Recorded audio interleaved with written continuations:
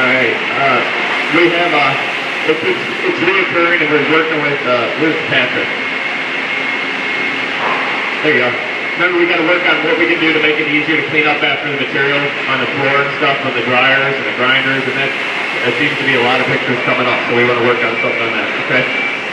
Customers, we got Watlow coming in on the 21st, and also Capsonic will be here Tuesday. Steve was here, that's it? Okay. All right, so that's what we got going there. Also, we had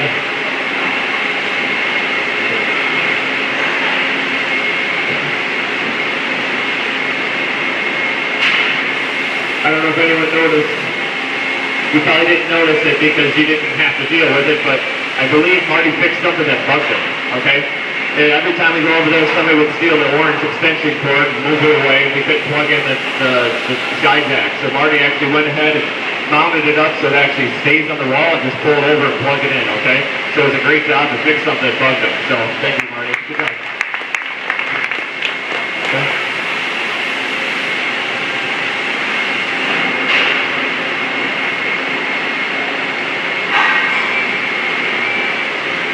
All right, so launch a new culture with an obsession for quality. Toyota Motor Manufacturing in Georgetown, Kentucky illustrates how when a plant starts up, the focus is almost one-dimensional on quality. Over time, the focus is broadened out, but at the startup, it was almost obsessive. Employees and managers alike were intent on not only doing their jobs to standards, but on inspecting every car for every possible defect that could affect the customer. There was a gung-ho attitude, and every individual was expected to stop the line for every question, even if it meant crippling the plant. Team members were pulling the Andon board for everything. Every spec, every gap was suspect to eagle-eyed members. The Japanese trainers patiently taught team members to think beyond minimal customer specifications. For example, if the customer requires minimum 3mm gap around the glove box, the inspection standard could be set up at 2 millimeters. That means we pull the Andon if it is at 2.5 millimeters, even though it is technically within spec. The Japanese trainers, through their words and deeds, continually demonstrated that quality comes first. There was a time in the first year of building the new Camry when a possible loose bolt on a front suspension was identified by a team member. He was doing a tightness check on the machine and discovered malfunction on the alarm system and monitored proper bolt tightness. The team member did as he was taught and pulled the Andon to alert the team leader of the potential problem. The line came to a stop, and the team leader used a tool to check tightness on some of the cars that had passed the equipment prior to detecting the problem. The bolts were all in the proper range of tightness. By this time, the Japanese trainer had come to the problem area, alerted by the Andon signal, and stopped the line. He coached the team leader and now the group leader in Toyota problem-solving method, emphasizing that no suspect cars ever make it to the customer. The trainer worked with the subordinates to determine the suspect range. The bolt in question was critical control item, so it was measured by the team leader using statistical process control method.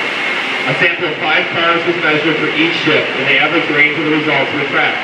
The last measurement had been done during the prior shift, but there was still almost 2 hours worth of cars built afterwards. Meanwhile, the problem was not found until almost an hour into the next shift, so there was almost 3 hours worth of suspect cars. Each vehicle built has a sequence number, so the list of 180 cars was printed, and the unit of the team group leaders was assembled to find each one of the 180 cars, listed to measure and confirm tightness of each bolt. All the 80 cars that were still in the assembly line were checked and found to be okay. The cars that were still in the unit of team and the group leaders confirmed the production equipment was properly functioning in order and the line was restarted. Meanwhile, the search for the other 100 cars continued. Some of the cars were being checked in offline inspection areas and the other issues, such as water leaks and paint quality. These cars were all checked and found to be all right. By this time, the production control department had discovered the same defect that the team had detected. Unfortunately, about 25 cars had already been shipped to Toyota Motor Sales. Production control was immediately informed, and all outgoing shipping trucks and trains were stopped.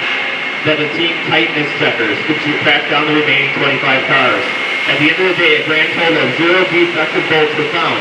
All of this effort took place because of possible defects, which led to some American managers to question the decision to hold Toyota shipping fleets for only 25 cars. when 155 out of the 180 cars checked okay. The Japanese made it very clear that it was not an option to think they were all right based on statistical probability, that they would not stop until they knew they were 100% right.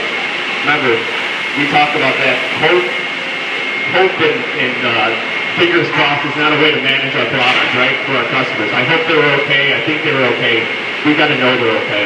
Also, we have worked with Bremco on some of this. They talk about reducing our tolerance zone just to make sure the customer gets parts. We've done that with Bremco now, working with them because we've had some issues. So there's some things that we're trying to implement that they've done here. So, all right, any questions on that? All right.